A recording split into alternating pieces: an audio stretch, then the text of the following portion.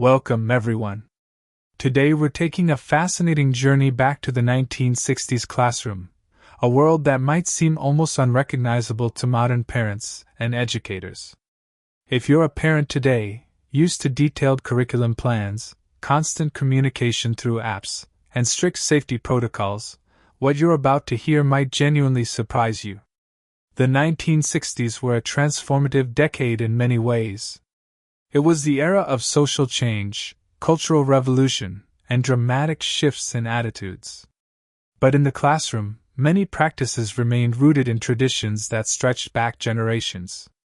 Teachers had authority that was rarely questioned, discipline methods that would raise eyebrows today, and teaching approaches that reflected a completely different understanding of child development and education. What's particularly interesting is that many people who experienced these classrooms as children remember them fondly, despite practices that would be considered inappropriate or even shocking by today's standards. This isn't about judging the past but rather understanding how dramatically our ideas about education, child safety, and appropriate teacher-student relationships have evolved. Some of these practices might make you laugh, others might make you uncomfortable, but all of them offer insight into how much has changed in just 6 decades. So let's explore 15 things teachers did in the 1960s that would absolutely shock parents today. Perhaps the most shocking difference between 1960s classrooms and today is the widespread acceptance of corporal punishment. In the 60s, it was perfectly normal and legal for teachers to use physical discipline on students. The paddle was a common sight in American classrooms, often hanging prominently on the wall as both a tool and a deterrent. Teachers would use wooden paddles to strike students on their backsides for various infractions, from talking back to failing to complete homework.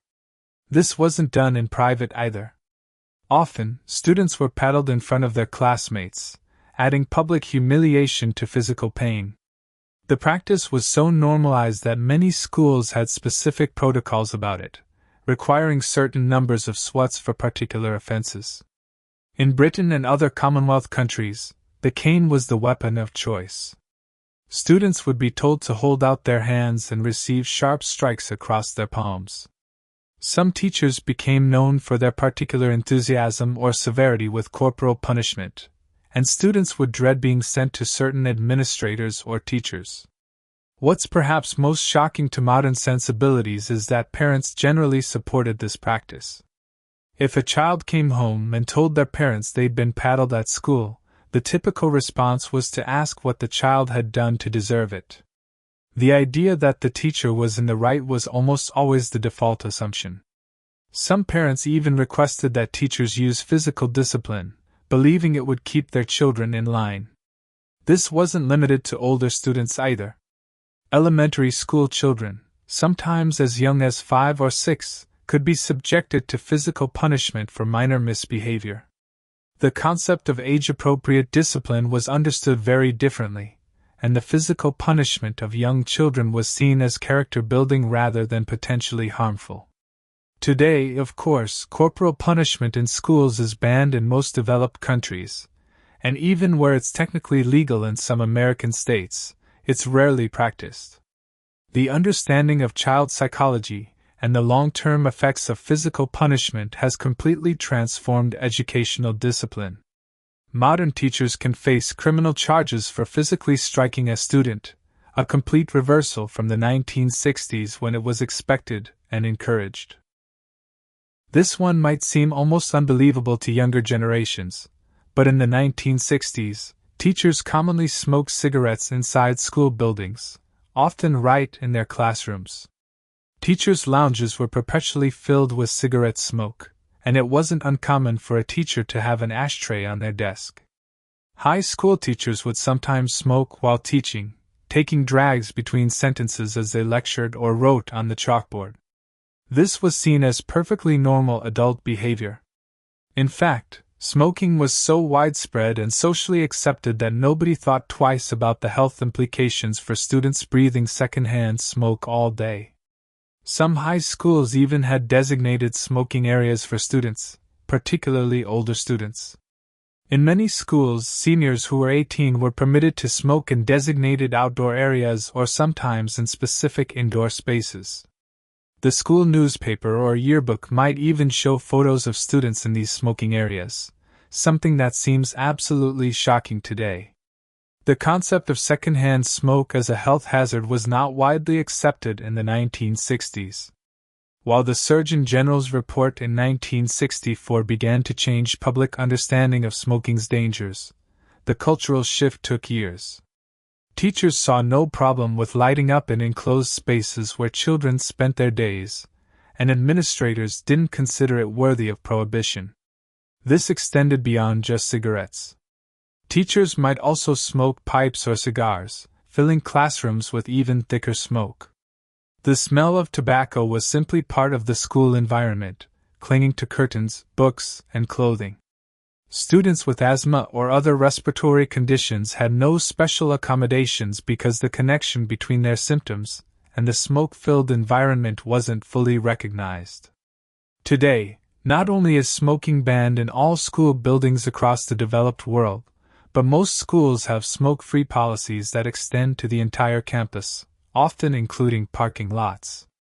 Many schools are located in municipalities with laws prohibiting smoking within certain distances of school property. The transformation has been absolute, and reflects our evolved understanding of both public health and the rights of children to a healthy environment. In the 1960s, the hiring process for teachers was remarkably casual by today's standards. Background checks as we know them today essentially didn't exist. A teaching certificate and perhaps a recommendation or two from previous employers were often sufficient to land a teaching position. The extensive vetting process that teachers undergo today, including fingerprinting, criminal background checks, and reference verification, was simply not part of the equation.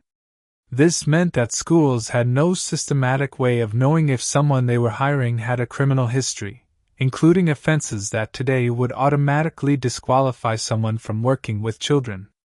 The concept of mandatory reporting of child abuse was not yet established in most places, and the systems we have today to protect children were not in place. Supervision was also far more relaxed. Teachers would sometimes leave classrooms unattended to run errands, chat with colleagues, or even leave the building briefly. The idea that every classroom needed constant adult supervision wasn't as firmly established. Substitute teachers might be community members with no formal training, sometimes just responsible adults who happened to be available. After-school activities often had minimal supervision as well. A teacher might supervise dozens of students with little assistance, and safety protocols were far less stringent. Field trips operated under much looser rules, with student-to-chaperone ratios that would be considered wildly inadequate today. Teachers could also interact with students in ways that would raise immediate red flags today. Private one-on-one meetings with students behind closed doors were common and unremarkable. Teachers might give students rides home in their personal vehicles without any documentation or parental permission. Male teachers might coach or instruct female students in isolated settings without any concern that this could be inappropriate or create vulnerable situations. The relationship between students and teachers was often more informal and personal, which could be positive but also created opportunities for inappropriate behavior. Teachers might become friendly with students outside of school, visit their homes, or socialize with families in ways that today would require careful documentation and oversight. This isn't to suggest that most teachers in the 1960s had ill intentions. The vast majority were dedicated professionals who cared deeply about their students. But the lack of systematic safeguards meant that when problems did occur, they often went undetected and unreported. The protective structures we have today exist because we've learned, sometimes through tragic circumstances, that good intentions alone aren't sufficient to protect children. Modern teachers spend enormous amounts of time creating detailed lesson plans, often required to submit them to administrators for review. These plans outline learning objectives, teaching methods, assessment strategies, and how lessons align with state standards. In the 1960s, this level of documentation was almost unheard of. Teachers in the 60s operated with remarkable autonomy. Many taught from the same curriculum they'd used for years, relying on memory and experience rather than detailed written plans. A teacher might walk into class and decide on the spot what to teach based on current events, student interest, or simply what they felt like covering that day. This flexibility had both advantages and disadvantages. On one hand, it allowed creative and passionate teachers to follow student curiosity and adapt to the moment. A current event might inspire an impromptu civics lesson, or an interesting question might lead to an unplanned deep dive into a topic. Teaching could be more spontaneous and organic. On the other hand, it meant there was little accountability for whether teachers were actually covering the required material. Some teachers might skip topics they found boring or difficult, leaving gaps in student knowledge. There was no systematic way to ensure that students in different classrooms were receiving equivalent education, even within the same school. Assessment was similarly informal. While tests and grades certainly existed, the elaborate systems of continuous assessment, standardized testing, and data-driven instruction that dominate modern education were absent. A teacher might base a student's grade largely on their impression of the student's effort and aptitude rather than on objective measurements. Parent communication about curriculum was minimal. Parents generally had little idea what their children were learning day to day unless the student volunteered the information. The detailed syllabi, online grade books, and frequent parent-teacher communication that modern parents expect simply didn't exist. Parents trusted that teachers were doing their jobs and rarely questioned the curriculum or methods. This approach reflected a different philosophy of education. Teaching was seen more as an art than a science, and teachers were trusted as professionals who knew best how to educate children. The modern emphasis on accountability, data, and standardized outcomes hadn't yet taken hold. For better or worse, teachers had freedom that would be almost unimaginable to today's educators who operate under constant scrutiny and detailed requirements. The 1960s classroom was often explicitly segregated by gender in ways that would be illegal and shocking today. Home economics classes were exclusively for girls, who learned cooking, sewing, and housekeeping skills in preparation for their assumed future roles as wives and mothers. Boys, meanwhile, took shop classes where they learned woodworking, metalwork, and other manual skills considered appropriately masculine. These divisions weren't just organizational but were enforced with explicit rules. A boy who wanted to take a cooking class or a girl who wanted to learn woodworking would typically be told no, that these classes weren't appropriate for their gender. Teachers and administrators saw nothing wrong with this, viewing it as natural preparation for adult life in a society with clearly defined gender roles. In gym classes, the differences were even more stark. Girls were often prohibited from participating in sports considered too rough or athletic. They might play genteel games or do calisthenics while boys played competitive sports. The idea that girls needed to protect their femininity and avoid activities that might make them too muscular or aggressive was widely accepted. Academic tracking also reflected gender bias. Girls were often steered toward humanities and away from advanced mathematics and sciences. Teachers might discourage a talented girl from pursuing engineering or physics, suggesting she focus on more appropriate fields like teaching or nursing. Boys who showed interest in literature or arts might be similarly redirected toward more masculine pursuits. Career counseling was explicitly different for boys and girls. Girls were prepared for a limited range of careers, typically secretary, nurse, teacher, or homemaker. The assumption that most girls would work only briefly before marriage and motherhood shaped all educational planning. College preparatory tracks for girls often focused on liberal arts rather than professional programs. Teachers would make comments that would be considered discriminatory harassment today. They might tell girls they didn't need to worry about math because their husbands would handle finances, or suggest that too much education would make a girl unmarriageable. boys might be told that showing emotion or interest in arts was unmanly. Even classroom management reflected gender stereotypes. Girls were expected to be quieter, neater, and more compliant. Boys were given more latitude for rough behavior, with the attitude that boys will be boys. Standards for handwriting, organization, and deportment were explicitly different based on gender. This discrimination was so normalized that most people, including many women, didn't question it. The women's liberation movement was just beginning to challenge these assumptions, but in most 1960s classrooms, traditional gender roles were reinforced without controversy. Today, such explicit discrimination would result in lawsuits, teacher termination, and national outrage.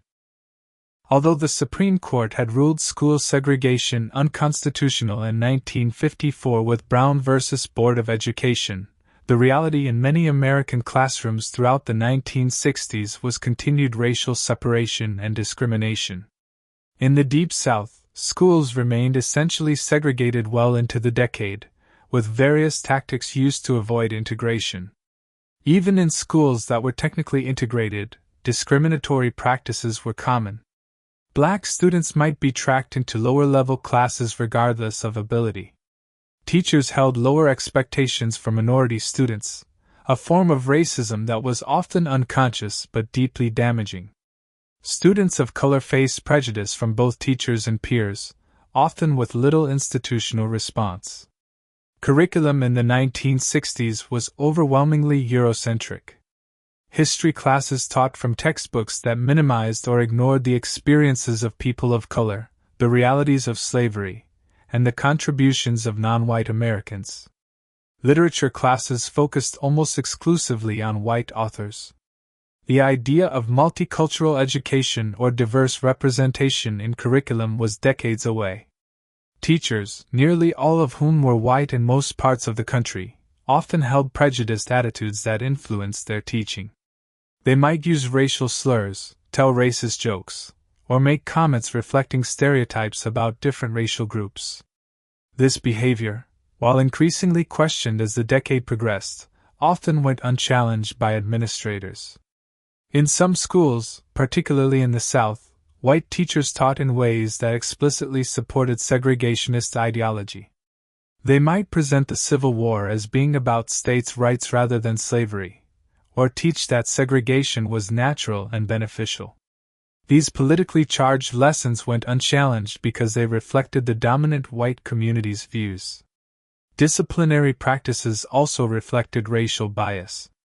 Black students were punished more harshly for the same infractions as white students, a pattern that research shows continues today but which was even more pronounced and overt in the 1960s. Black students were more likely to be expelled, suspended, or subjected to corporal punishment. Native American students faced particular challenges. Many were still being sent to boarding schools designed to erase their cultural identity, where speaking their native languages or practicing their traditions could result in punishment. The explicit goal of assimilating Native children into white culture was still official policy in many places. As the civil rights movement progressed through the 1960s, these practices began to be challenged more forcefully. Student protests, parent activism, and changing laws started to shift the culture. But for most of the decade, racial discrimination in schools remained distressingly common. Today's emphasis on equity, cultural responsiveness, and anti-racist education represents a fundamental repudiation of 1960s practices, though the work of creating truly equitable schools continues. Teachers in the 1960s regularly employed public humiliation as a classroom management and motivational technique. Students who struggled academically or behaviorally were often singled out and embarrassed in front of their peers, with teachers believing this would motivate improvement or deter misbehavior. A common practice was forcing students to stand in the corner facing the wall for extended periods, sometimes wearing a dunce cap, a conical paper hat labeled to indicate stupidity.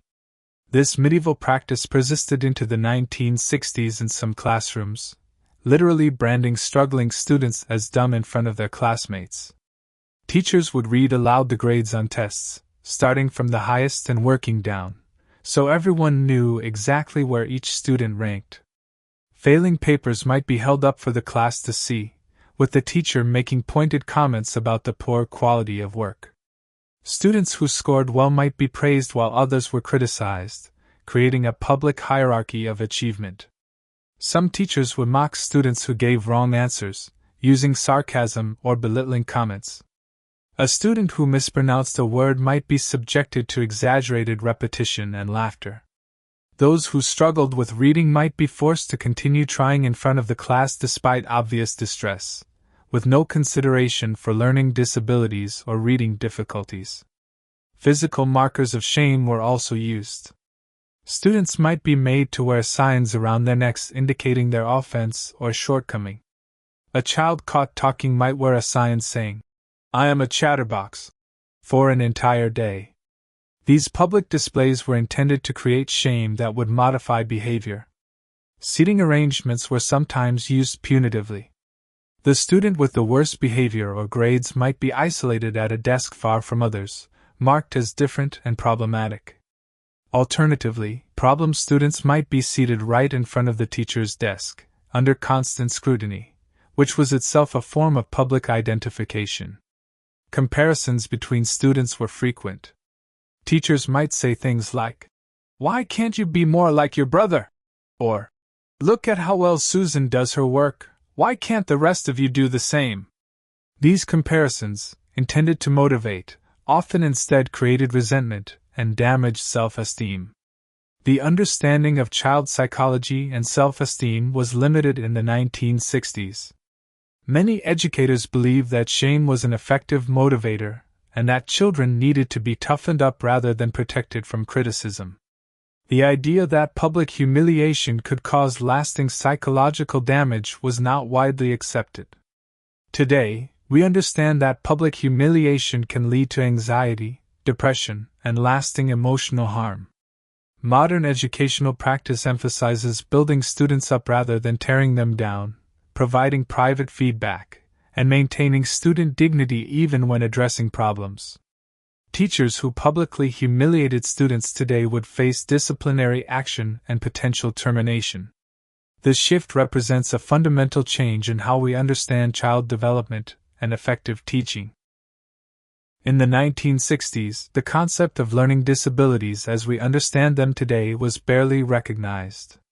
Students who struggled were often simply labeled as slow, lazy, or stupid, with little investigation into underlying causes. The idea that intelligent children might have specific processing difficulties that made certain tasks challenging was not part of mainstream educational thinking. Dyslexia, ADHD, dysgraphia, and other learning differences were either unknown or considered rare conditions. A child who couldn't sit still was seen as having a behavior problem requiring punishment, not a neurological difference requiring accommodation. Students who struggled with reading were often retained in grade or tracked into lower-level classes without any specialized intervention. Special education as a field barely existed.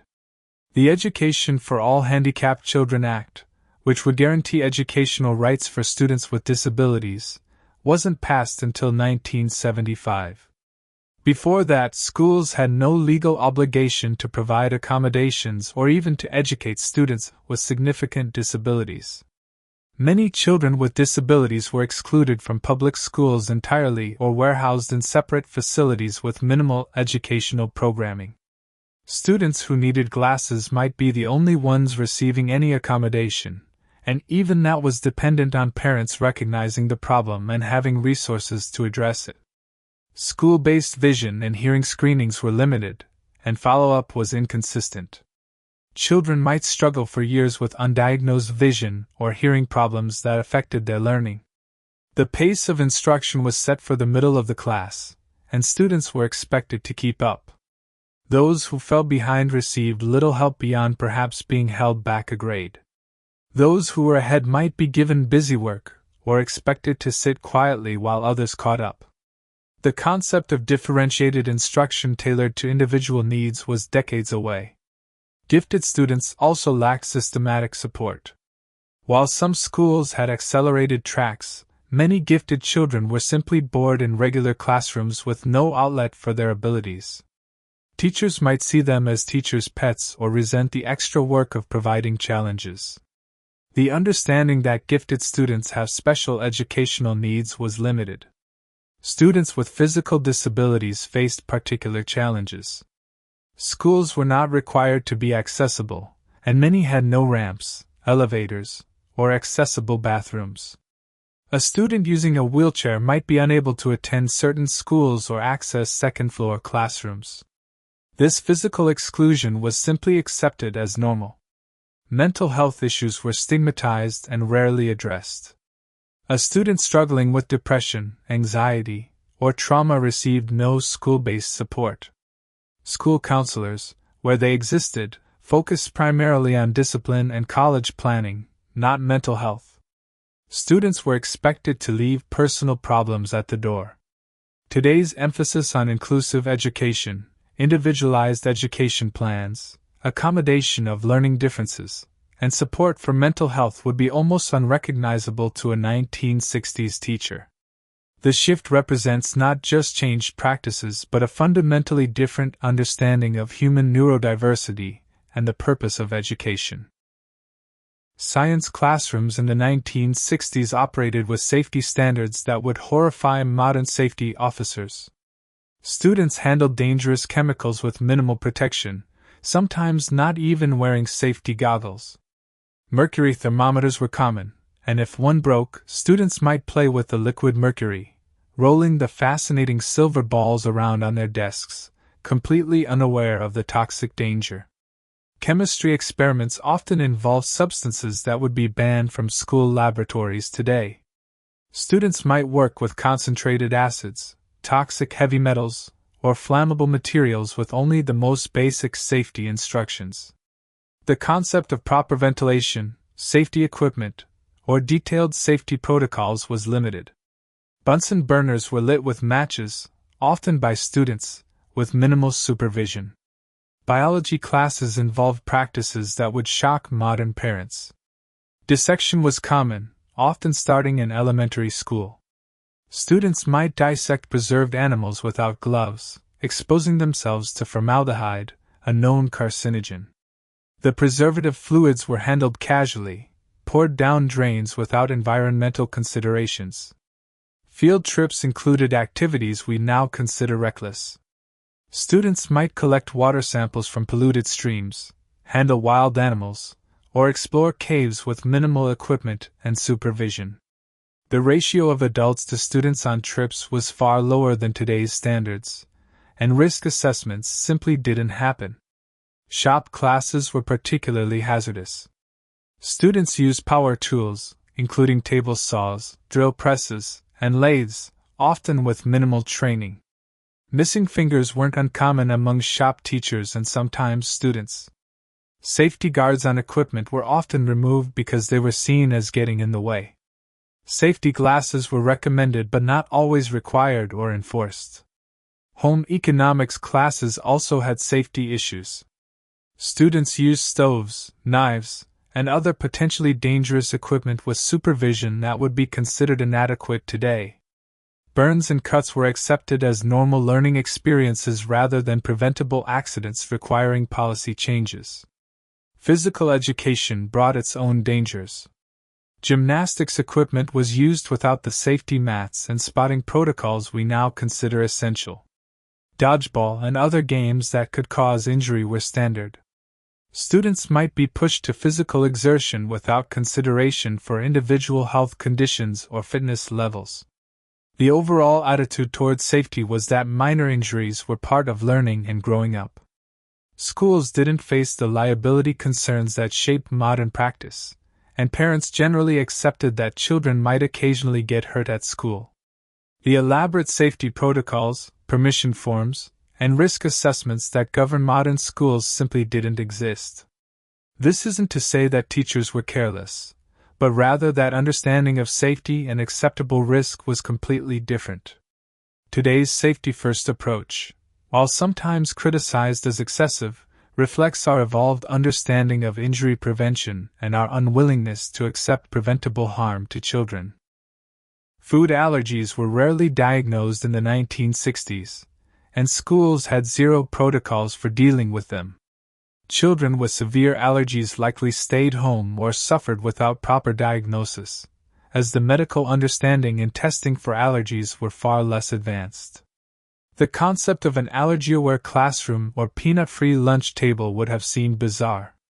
School lunches often included foods that would trigger major reactions today. Peanut butter was ubiquitous, appearing in sandwiches, cookies, and various dishes. No one worried about cross-contamination or students sharing food. The idea that a child could die from exposure to peanut residue would have seemed far-fetched to most people. Students with lactose intolerance or celiac disease simply suffered through. These conditions were rarely diagnosed, and even when they were, schools made no accommodations. A child who couldn't drink milk was simply told to drink it anyway or went without. The understanding that these represented real medical conditions requiring dietary changes was limited. Cafeteria food safety standards were lower than today. Food might sit at unsafe temperatures for extended periods. Cafeteria workers received less training in food safety, and health inspections were less frequent and rigorous. Foodborne illness was more common and generally accepted as an occasional unfortunate occurrence.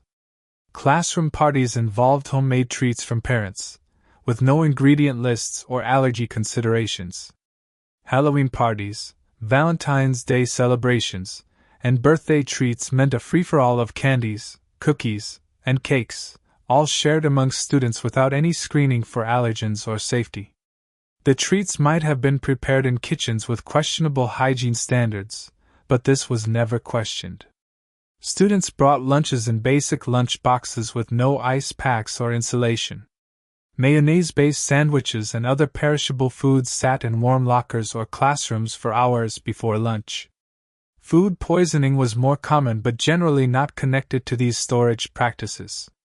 Water fountains were the primary source of hydration, and students weren't allowed to keep water bottles at their desks. During hot weather, students might become dehydrated but were expected to wait for designated water breaks. The understanding that proper hydration aids learning and health wasn't part of educational thinking. Schools near agricultural areas might have pesticides sprayed on nearby fields while children were at school, with no notification to parents or concern about exposure. The environmental health movement was just beginning, and the connections between environmental toxins and children's health weren't fully understood. Today's elaborate food safety protocols, allergy action plans, EpiPens in every classroom, and awareness of dietary restrictions would astound a 1960s teacher. This shift reflects both increased prevalence of diagnosed allergies and vastly improved medical understanding of allergic reactions and food safety. What seemed like paranoia to earlier generations is now recognized as essential child protection. As we reflect on these 15 practices from 1960s classrooms, it's important to recognize what this comparison really tells us. It's not simply that teachers then were careless or parents were negligent. Rather, it shows how dramatically our understanding of child development, safety, equity, and effective teaching has evolved over 6 decades. The teachers of the 1960s were products of their time, working within the knowledge and cultural norms available to them. Many were dedicated professionals who genuinely cared about their students. The practices that shock us today were, in their context, considered normal and even beneficial. They reflected prevailing beliefs about discipline, learning, safety, and the role of education in society. What's remarkable is how much has changed in a relatively short time. Advances in psychology, neuroscience, and educational research have transformed our understanding of how children learn and develop. The civil rights movement, disability rights advocacy, and changing social norms have reshaped our ideas about equity and inclusion. Increased awareness of safety and liability has created elaborate protective systems. Some might look at this comparison and feel nostalgia for a simpler time when teachers had more authority and fewer restrictions. Others might be horrified by practices that would be considered abusive or negligent today. The truth is probably somewhere in between. We've gained important protections and understanding, but we've also perhaps lost some flexibility and trust. Modern education faces its own challenges. Teachers today work under intense scrutiny, endless documentation requirements, and constant pressure to meet standardized benchmarks. The pendulum may have swung too far in some directions, creating systems that are overly bureaucratic and risk-averse. But most would agree that the fundamental shifts toward protecting children, recognizing diversity, and grounding practices in research have been positive.